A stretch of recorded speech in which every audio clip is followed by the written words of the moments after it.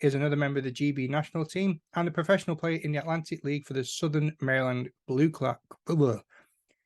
See, I told you 2 takes every time. You're listening to the British Baseball Podcast.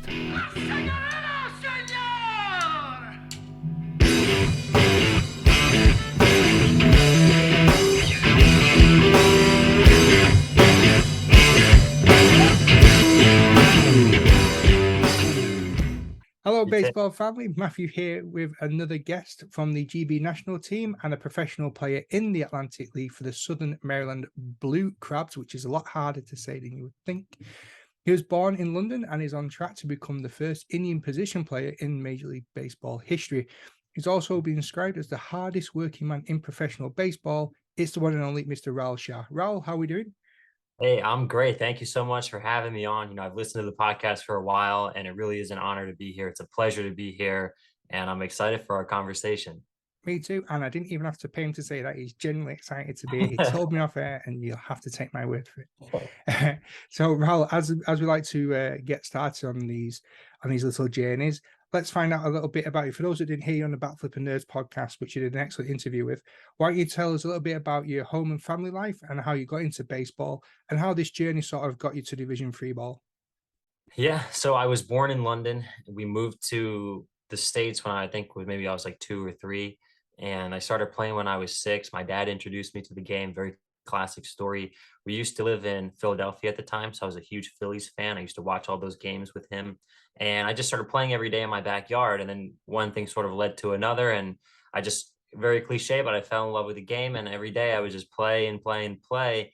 And next thing you knew, I was in high school and I wanted to play in college and professionally and everything. And so that was just sort of the path that I took to get to college, was just playing every day and having fun. That's brilliant. Do you have any early memories of going watching the games with your dad? I have one. We went to Veteran Stadium. That was the old Phillies stadium. And I remember the first game that I watched, and it was anytime someone hit a ball in the air, I would just yell home run. That's the only thing that I remember. So that's a pretty special moment. But outside of that, I would watch games with my dad on the TV and everything, and, watch Jimmy Rollins. And I think he was my favorite player growing up, before I really started watching on my own. And then it became Ichiro. But that was probably the only memory that I have, is going to Veterans Stadium. That was the first one. That's really cool. I can remember the first time I went to watch Bolton Wanderers with my dad and my sister, and it was at the old Burnham Park. It was like in the middle of a housing estate, and they can smell like the toilets and the pies and the food, and Yeah. like I just have when I talk to people about the first games, I get that vibe, but like magnified by about 100. Yeah. It's really cool.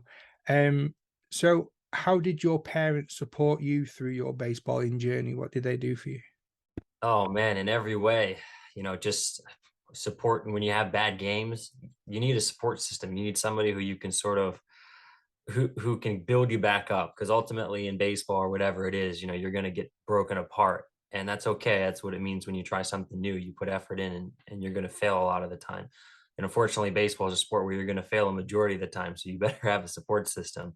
So just from that standpoint, they played a huge factor. But of course, just getting me to always go for broke, believing in myself, financially supporting me. I mean, every single lane avenue that was there for them, or for them to be there for me, they were. That's really cool. Um, and I'm guessing that your baseball has taken you on many. Well, no, it's taken you on many an adventure because you've been part of the GB setup and you've done all your traveling and stuff. But what was it like in the early days? Did you get to go on many adventures through baseball that way? Yeah, baseball has been so great for traveling. I mean, I think everybody should play baseball if they want to see the world or see the states or whatever it is. But ever since a young age, I would do travel baseball. So I went to a lot of different states for that. Then, of course, when you play in college, you're going to a lot of different states. And then when you get to the pros, you get to go to a lot of different states again. And this time you get to go to some bigger cities too, and even some smaller, lesser known cities that are equally as nice. A really good example is Burlington, Vermont. I got to play there for a couple summers, and that was a really great time. Another sort of, it's still a big city, but it's not I think as well known. It's not the first city you think of when you think of the United States, and that's Charlotte, North Carolina. It's another great city. We got to have a series there this whole summer. So great places in the States. And then of course you get to travel a lot abroad. With the GB, we were just in Germany. I'm going to do a little winter league in Dubai. And then the next part of the World Baseball Classic is in Taiwan. From there, it's Tokyo. So you get to go to a lot of different places. And it's just a blessing to be able to actually see the world and get to do what you love. Not a lot of times in life you get to have your cake and eat it too. Yeah, yeah, indeed. So winter ball in Dubai, how's baseball developing out there? It's not something that I won't lie to you, I've not really heard much about baseball Well, I over. think I think they haven't started their winter league yet. I think they're just doing like a little 3 week series and games, and so I think that's at the end of February. That should be a lot of fun. Most of the guys that I know will do winter leagues in Venezuela or the Dominican Republic, Puerto Rico. Personally, I'm not a huge winter league fan. I like to just take a mental break from baseball, and I also like to train to really get in shape for the next season. And taking a break from playing games every day, in my opinion, is a good thing. So I try to stay away from winter ball. Once the season is done, I come home, get back into training, rest, de-stress, and just get back rejuvenated for next season. Yeah, that sounds like a plan, a bit of a R&R for yourself. I suppose when you're involved in baseball as much as you are, does it not always like, well, you told me a story about how you locked yourself in a gym after closing till 4 o'clock in the morning to do some training. If you're eating Yeah. and breathing and sleeping baseball, how hard is it for you to switch off when it comes down to your downtime? Yeah, that was in college. I realized early on that our rec center, our baseball facility was in the basement. And if you could sneak into the rec center before they closed, which was midnight, then you could go down to the basement and stay indefinitely. No one ever really came down there and checked. So my freshman year is when I discovered this, and I wasn't playing very much that year. So we would have double headers, and then I would just go to the gym and I would just stay there and train and train and train until about 3 or 4 a.m. And then I would go back to my dorm. And I did this pretty much every single day, my freshman and sophomore year of college. To be able to go from that to then switch it off for me is pretty easy. You just, you get to a point where you like want to break. You're not forcing yourself to take one. So it comes sort of naturally. That's cool. So you've been described as well as the hardest working man in professional baseball. What what gives you that title? What are you doing that's separating you from the other people, apart from locking yourself in a gym at all hours of the morning? Well, I guess I suppose from working hard, right? It's a title that I take a lot of honor in. And everybody works hard, but you sort of up your level of work ethic the higher you go, or at least you should. But when I was in high school, I would outwork a lot of my peers, and I was getting in shape at a lot much faster rate. And then I got to college and I realized that the same workout routine that I was doing in high school was, I would have been considered a huge slacker when I got to college. So then I started to work even harder, and it started in that gym, staying there until 4 a.m. And then you get to the pros, and now you're sort of blessed because you don't have to go to class anymore. And so you can spend the whole day training. So I would train 7 hours a day when I became a pro in the off season. I go to track in the morning from 10 to noon. I go to the gym from noon to 2, and then I have baseball at night from 7 to 10. And you do this every single day. And once you get to that sort of level of work ethic and you're at the top, you realize that there's just nobody next to you in terms of how hard they're working. I've played with guys that are way more talented than me. I've never played with a single guy who's ever outworked me. That's really good. That's a great attitude to have. Like I'm always trying to think of ways to try and install a bit of not work ethic with the little one. He's only 5, but just to try and get him to be a bit how can I describe it? When he's in school and he says he's not enjoying school or whatever, I just tell him to try and take the positives from it, but also try to be the hardest working kid in his class. And if he can come away being knowing that he's worked his best and he's worked his hardest, then he'll gain something from it, or he'll benefit in some way. Yeah, and that's such a good, fatherly advice and suggestion, because I can tell you firsthand that, I've never hit more than 81 miles an hour on a radar gun in my life. And I try really hard. I train in the off season to actually get my arm strength stronger, but some tools are a little bit more difficult to work on. there's a lot of pride in being an underdog, knowing that, hey, your dad was drafted. You're taller than me. You throw harder than me. You run faster than me. You hit the ball harder than me. And yet I still beat you every single day. And it's just like you can't take that away from me. Even though I might measure short on every metric and compared to you, it's like the sum of my parts is greater than your whole, you know? So there's a lot of pride in being an underdog. And I love it. Every day that there's a saying, and I almost abide by this. Every day that I get to wake up, I just want to chase number one. That's really cool. And now it's no secret to anyone who knows you or has heard you before that your dream is to become the first Indian position player in the MLB. How hard is this for you to achieve, and what are you doing to get to that level? Well, it's quite hard. It's hard for anybody, but if you would have asked me when I was playing Division III baseball, if I would play in the World Baseball Classic one day, you know, it would have been the same answer. That's pretty tough, but here we are. So you have to show up every day and just do what you have to do that day, and you'll go from there. And every day you'll get closer and closer and closer. I have full confidence that as long as I keep working at the same pace that I am, I keep improving every single day, that we'll get there. It might take a little bit longer, but once we get there, we're going to get there and we'll be there for good. Awesome, lovely. Um, you've also had many call up to the Great Britain national team. Do you remember when you first got the call up and what that conversation was like? Yeah, actually, it was Brad who called me, Brad Marcelino, and he just said, "Hey, you know what? We're getting everything sorted out," and it was rather close to the actual event.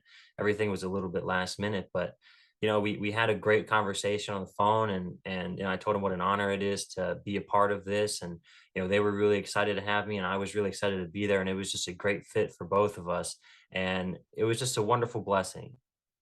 There's it's hard to put into words, but I remember when I hung up that phone, just having the biggest grin on my face because of like I said, to go from Division III baseball to then getting a call for the World Baseball Classic, you have to do a lot of things right to get there.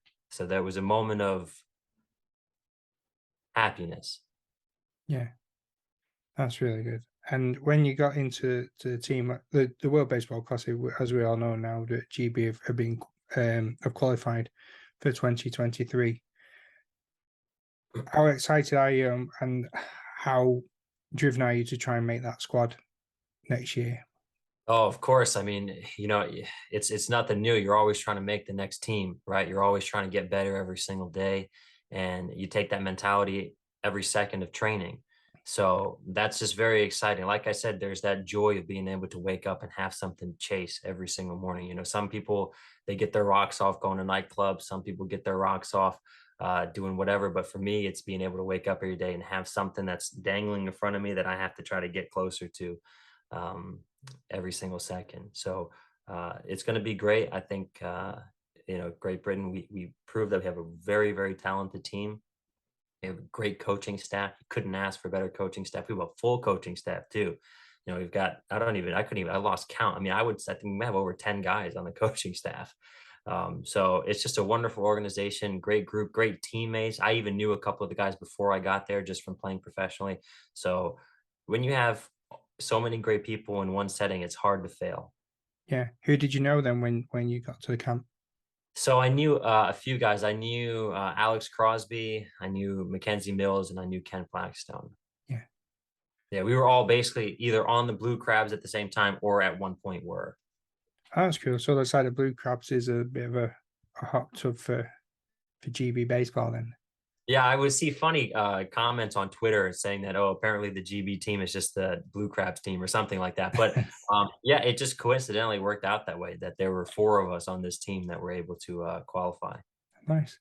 Um, so you've won quite a few titles throughout your short career so far. You've won batting awards, you've won Slugger of the Year awards, you're involved in 3 All-Star starts, and also 2 championships. Well, you've like you also said that could be round up to 3 if you include the World Baseball Classic. Yeah. Those are some really, really high achievements to win. Which do you think was the hardest of them to achieve? I think on a personal level, I would say the batting title was quite difficult. You know, you've got so many players in the league. I mean, you got, I don't know, 150, 200 hitters in the league. So to be the best just statistically right off the bat, all things excluded, is very challenging. And you have to play well every single day. And so that was a great honor to have won that batting title. And of course, I mean, the championships are great, right? That's why you play on a team level. I, they were all equally hard to win, but yeah, it's very difficult when you have to bring everybody together to win one, common goal. So I would say the batting title on a personal level, and I'd pick all championships, equally difficult, equally challenging and rewarding on a team level. That's cool. So with competition that high, who are some of the best players that you've actually seen live? Oh man, that's a good question. I haven't been asked that before. I'd have to probably think about that. The Atlantic League, just in general, the talent level is really good. The best baseball that I've played was this year, that I've seen was this year. Off the top of my head, I can't think of anyone in particular, but the game is just so clean at that level. Very few errors get made. The superstar plays are expected of you as they are in the big leagues. The pitchers come in throwing strikes. They got 3 or 4 pitches that they can throw for strikes. You're moving the ball around, putting them right off the black. You've got catchers that all have lasers down to second base. I mean, the game is very good at this level, I would say. And as a whole, I was just extremely impressed by pretty much everybody that I came across. Yeah, that's pretty good. What about some of the best players that you've actually played with? Because that GB pool, there's some right good names in there. Any of those players that you add to the mix? Oh, absolutely. Yeah. I mean, I got to give a shout out to, Crosby, my teammate with the Blue Crabs. He's someone that every single day consistently puts great at bats together. He's a great guy to have in the clubhouse. He keeps things really light. I mean, he's just I don't even know, for 5 or 6 years, he has just played consistently well, a 300 hitter every single year. And that's hard enough to do for one season, let alone to do it for 5 in a row. So he's great. I played, with some guys on the Blue Crabs that are equally as talented. And, on the GB team, like I said, I mean, you could pick any name out of a hat, and they would all be extremely good players. Yeah, it was a great tournament to watch. It was thoroughly. I just recently spoke to Mr. Drew Spencer and Jonathan Crammon of the coaching staff and the head coach, and we were Yeah, I talking saw about the. that. Yeah, yeah. Yeah, it's really good chat. Um, yeah, some fantastic stories out of there. So, what are some of your favorite stories from off the field around the World Baseball Classic? I think the one that really sticks out the most was the day that we arrived in Regensburg to the hotel. It When we got in, there was, sort of this, not panel, but there was these like there was just people from MLB set up and situated in a row, and you had to get all your credentialing and everything. And I saw like all the decorations that they put up in the hotel, and that was like I was like, I've arrived. Like that's what it felt like. It felt very official. It felt like this was the start of something epic. And then throughout the next few days, we would have these team meetings. We'd have MLB was issuing us gear, and more and more and more, it just felt like, wow, this is the real deal. Like this is for real. Like this isn't, this is unlike anything I've been a part of. And then you go to the practice field, and the moment I laid eyes on it, I was blown away because the field itself was so crisp.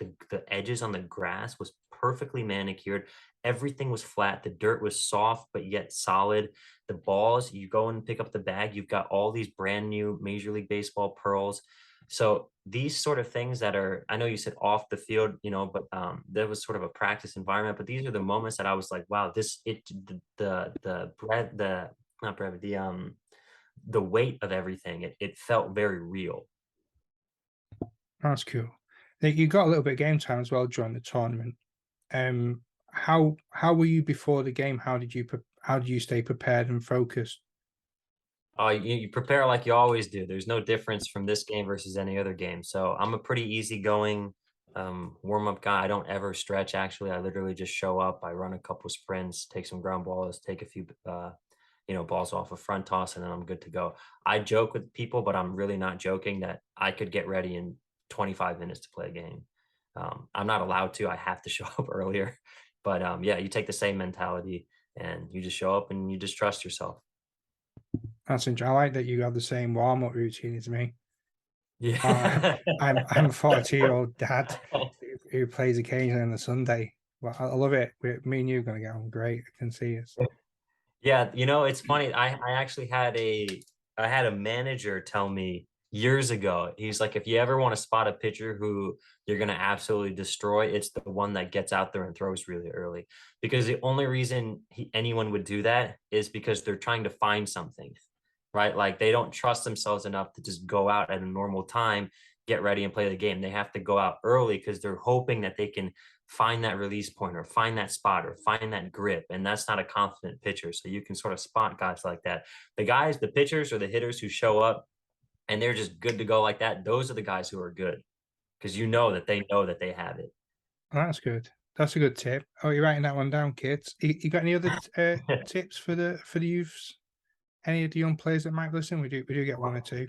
I got another one for you. I was asked this on a different podcast. It might have actually been Bat Flips and Nerds, but I was telling them that when I'm at second base, I don't think about the game. Like I'm not sitting, like for example, let's say there's nobody out and a guy on first and I'm playing second base. I'm not sitting there thinking, okay, ground ball hit to me, I got to throw it to second or this or that. I'm probably thinking about what I want to have for dinner that night, what video games I might want to play one day, if I want to get the new Apple Watch. And people laugh because they think it's funny, but they don't realize you at this point in your career, how many double plays have you turned? Like it's automatic. You don't have to sit there and think, okay, guy on first, nobody out, I got to turn two. Like the second the balls hit you, you're going to do it. So if you can free up your mind and put yourself in a really good headspace and think of things that make you happy or think of things that are fun or something you're looking forward to and almost put the game in perspective that the game is just a small part of your life. It's not everything in your life. Then you're sort of like you're mentally and physically freed up to do extremely well. If you're sitting there thinking about baseball to such a degree in the moment, then you can kind of psych yourself out almost. And it almost has the opposite effect. So that's another tip is just think about other stuff, ironically. That's actually quite an interesting point because I do fixate a lot when I'm playing, regardless of what position I'm playing. I'm sat there, I'm stood there just expecting the ball to be hit to me, and I'm that focused that I can walk at the end of an inning just feel like I need to go and have a sleep. Yeah. I'm properly Yeah. burning through brain cells. Yeah. It's there's a saying, right? 0% care is 100% confidence. You almost have to trick yourself into thinking, hey, this is just a game. Even though you know it's more than a game. You're trying to win. But you want to put yourself in that kind of a headspace. Yeah, but I think the difference is though that I actually need to be good first, so I can I can get into that good headspace to be able to go, oh, I'm just going to flip a double play right now instead of going, the ball's coming right at my face, and then freaking out and then actually dropping it and then letting everyone down. Yeah, it definitely takes practice to get there. But then once you get there, then you can kind of, let it go on autopilot. Yeah, yeah. Well, like I say to the GB national team, I won't retire from international baseball. I'm not expecting a call up, but I'll keep practicing and keep trying to get better. Even at the age of 42, I know there's probably people on the GB national team that are older than me, but I live the dream. That's it. So, can I ask you that with all the traveling you've done and all the baseball you've been around, what are some of the funniest things you've actually seen in baseball? Funniest things. That's a good question. Outside of the typical somebody trips, and you yell sniper. I mean, I don't know if I've seen a lot of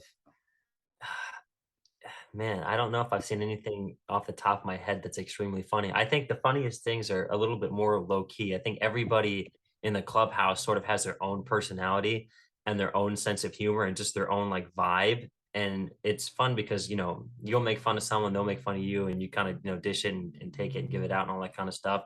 And that's what really is sort of the funny part is when you show up to the clubhouse and like the second you step in, it's just, everyone's just kind of cracking jokes at everyone else's expense.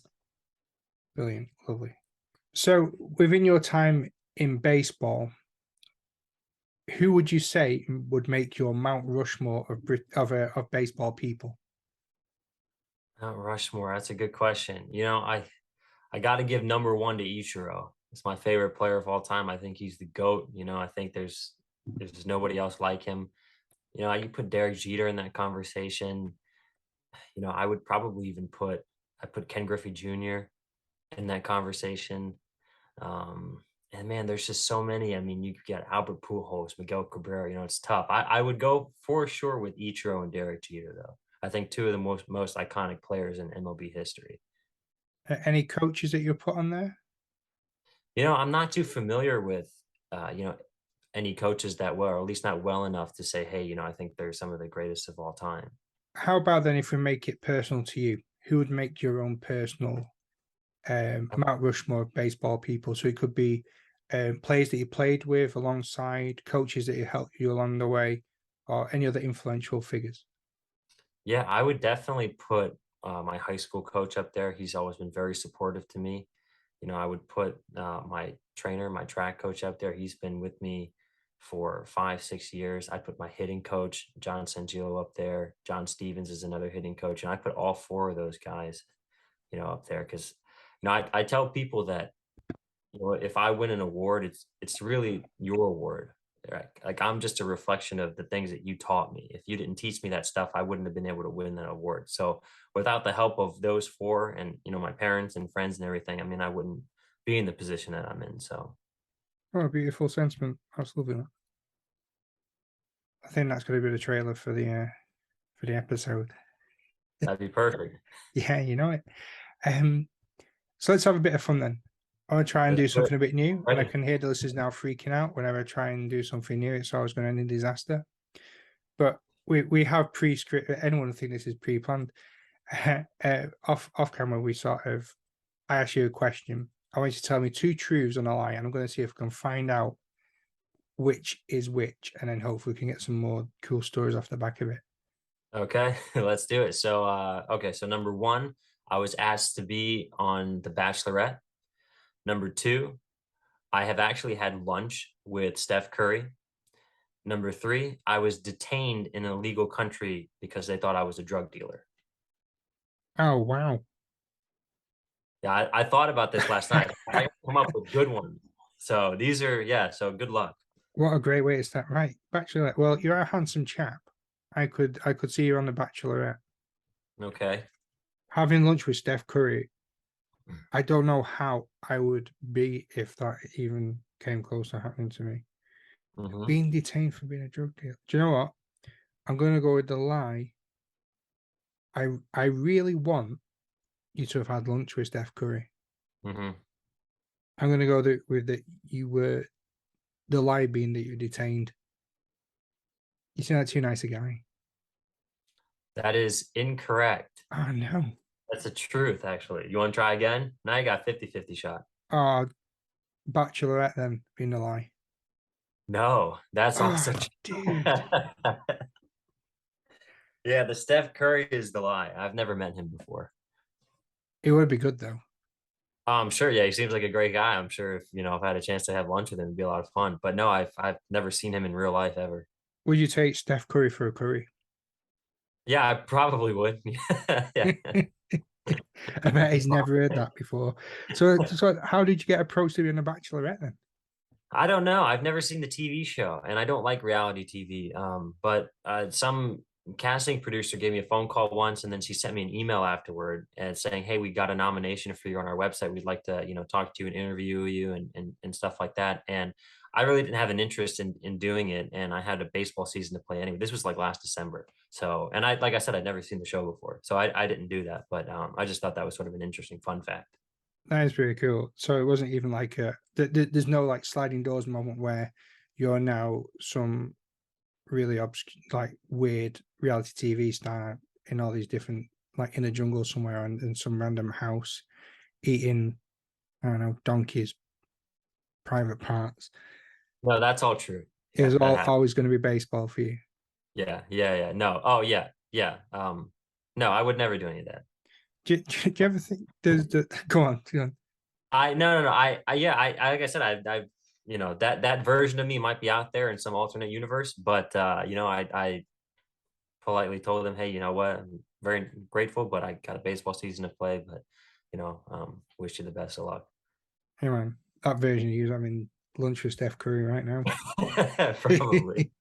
So how did you get detained? That Oh sounds yeah. So absolutely terrifying. Yeah, it was, I was coming through the US-Canada border from Canada, to the US, and it's sort of a very series of unfortunate events type of circumstance. But basically, I was spending some time in Canada, and at the time, I didn't have international, plan on my phone, so I had 2 phones. So I get to the border. This is important. You'll see why in a second. But I get to the border, and for some reason, they said, "Hey, we need to you to step aside. We need to check your car." And I don't know why. I mean, I have no clue at the time. I found out later. But anyway, then I went and I got out of my car and I go inside, and next thing I know, they're just taking my car apart. They're just looking through everything inside my car, and I'm just sitting there for like hours. And then ultimately, one of the officers comes back inside, and he puts down all this stuff on the table. And the few of the officers that are here that are around me, they look at me and they go, "Explain to us why you have 2 phones." And so I told them, "Well, look, one phone is the one that I use, and the other one is just a burner phone because I don't have international roaming." And so then they said, "Okay, can you explain what this is?" And it was a Post-it note with a first name and a phone number. And that was actually a buddy. Long story short, there was a buddy of mine who had another friend that I had to get in touch with. He just wrote it on a Post-it note. But to them, it looked like it was like a drug dealer's name and number or something, and 2 phones. And then after that, they pulled out this little envelope that I had, and it had like $1,000 of $20 bills in all sequential order. And there's like, where did you get this from? And I said, look, my dad gives me money when I go, to foreign countries in case anything happens. He just got it from the bank. And then on the note, it said, actually on the envelope, I thought it was funny. I put, "Don't look in here. There's no money," before I left for my trip. And they, so they were like, "Why did you write this here?" And I just have a sense of humor. I just thought it was funny. I didn't anticipate getting detained for something like this. And then they pulled out all these like prescription drugs, and they're like, "Can you explain these drugs? Can you show us the prescription with your name on it?" And I said, "Look, my dad is a physician. He gives me stuff like, like antibiotics. It's nothing illegal Yeah. here. It's just over the counter stuff in case I were to get sick, then I have something to take care of me." And so all of this was my answers, just genuine, honest answers, and they weren't believing me. So they kept me there for hours and hours and hours. And ultimately, finally, I don't know what changed, but then they let me go. And I asked them in the first place, I said, "Why did you even stop me?" And their response was, "Well, we just thought you sounded suspicious when we asked like the questions when you were at the border when I was in my car." And I was like, "This is ridiculous." And at the time, I mean, I was like 24. Mm, I had like the Hopkins baseball shirt on. I look like I do now. I'm not a drug dealer, like, but anyway, so they kept me there for a long time. that's mental. Oh, I'm glad you can laugh at it now, but that sounds absolutely terrifying. Yeah, I wasn't too worried. I was like, there's nothing here that's bad. They can't do anything to me other Yeah, than waste time. But it was just a hassle. that's nuts. Well, I'll tell you what, I'm glad we decided to debut that set of questions. And thanks for coming up with some absolute corkers. Right, next guess I've got some to top on that one. Brilliant. Well, Raul, unfortunately, that is all that we've got time for. So it is tradition for the guest to have the last say on the. Oh, do you know what? Before we do that bit, I have one more question for you. What are you grateful to baseball for? Like, what has the game given to you? That's a that's a great question. Baseball has taught me more about life than I could have ever learned without it. Everything from when you're a kid, all the life lessons you learn to get back up when you fail, to work in teams, to achieve goals, to be disciplined, to just go out there and have fun and be a kid. Every single life lesson that I learned from baseball, and I can take that and I can go wherever I want in the world with that knowledge. So baseball gave me way more than I can ever ask for in that regard. That's brilliant. And as I sort of bumbled my way through there before that last question, the final word is to the guest. So, Raul Shah, thank you for being a fantastic guest, and the floor is all yours. Take it away. Well, yeah, thank you so much for having me on. It really was an honor. It was a pleasure. I've been listening to your podcast, like I said at the start, so to finally be on it was really special, and I'll always remember this. And I can't wait to hear it live. So, or hear it on the air. So, thank you so much. Well, I'm honoured that you use your final word as a guest to give me a bit of love. That's very, very kind of you. But yeah, Raul, thanks for this. This has been absolutely fantastic. And again, thank you for reaching out to come on. It's been an absolute pleasure, and I cannot wait to get this out there to the public to listen to. Yeah, thank you again. I appreciate it.